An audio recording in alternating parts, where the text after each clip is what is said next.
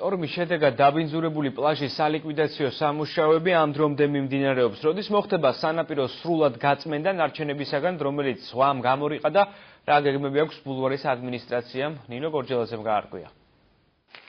პლასტმასის ბოთლები, ფეხსაცმელები, საყოფაცხოვრებო ნარჩენები, ხის ნაფოტები, მკვდარი თოლია, ტერიტორიაზე, სადაც ზღვაჭოროხს უერთდება, ყველა ტიპის ნაგავია თავმოყრილი და საკმაოდ არასასიამოვნო სუნია. ადამიანები მოდიან და აქ ხის ნაფოტებს აგროვებენ, თუმცა 19 ოქტომბრის შემდეგ, როცა ზღვაში ბოლო შტორმი დაფიქსირდა, ეს ტერიტორია არავის დაუსუფთავებია.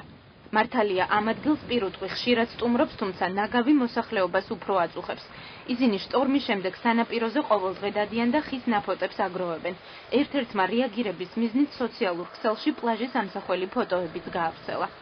მერიიდან ან შესაბამის ორგანიზაციებიდან არავინ არ მოსულა და არავის არ აინტერესებს დღესდღეობით რა ხდება ამ ტერიტორიაზე.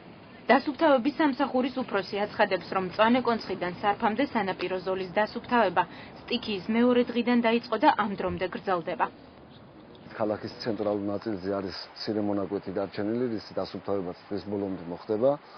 ამავე დროს მიმდინარეობს გატანითი სამუშაოები, მანქანები შემოსულია ნარჩენი შეგროვებული სახით, რომელიც ხდება გატანა და სავარაუდოდ ხვალისთვის მთლიანობაში იქნება დამთავრებული ჭოროხის შესართავამდე. ბულვარი კარგია, მაგრამ მოვლა უნდა. მოვლელია. ასე ფიქრობს ოთარ გიორგაძე, რომელიც ახალ ბულვარში ხშირად დადის.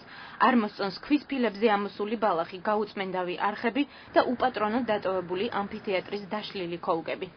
ასეთი იშვიათია, მე სოხუმიდან ასეთი არ იყო.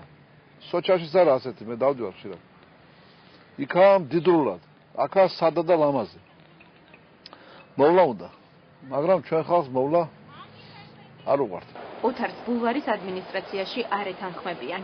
ყველაფერს ვაკეთებთ იმისათვის, რომ ჩვენმა მოქალაქეებმა სტუმრება თავი კომფორტულად იგრძნონ როგორც ბულვარში, ისევე ახალ ბულვარში. დირექტორის მოვალეობის შემსრულებლის თქმით, ახალი ბულვარის პროექტში თავიდანვე განისაზღვრა, რომ ფილებზე ამოსულ ბალახს დეკორატიული დატვირთვა ექნებოდა. რაც შეეხება ამფითეატრს, გიორგი ზირაქაშვილი განმარტავს. Creative Caucasus Impressions კომპანია ეგეთი, რომელსაც უარი გაგვიცხადა აღდგენაზე, უჩვენეთ სასამართლოში და პროცესი მოვიგეთ. და ველოდებით დოკუმენტაციის გადმოგზავნას ბათუმში და აუვალდებულებ თუ კომპანიას, რომ აღადგინოს ის აქციული ქოლგები. ზირაქაშვილის ინფორმაციით, ახალ ბულვარს დაემატება საბავშვო ატრაქციონები, ხოლო დაზიანებული ტრენაჟორები ახლით შეიცვლება.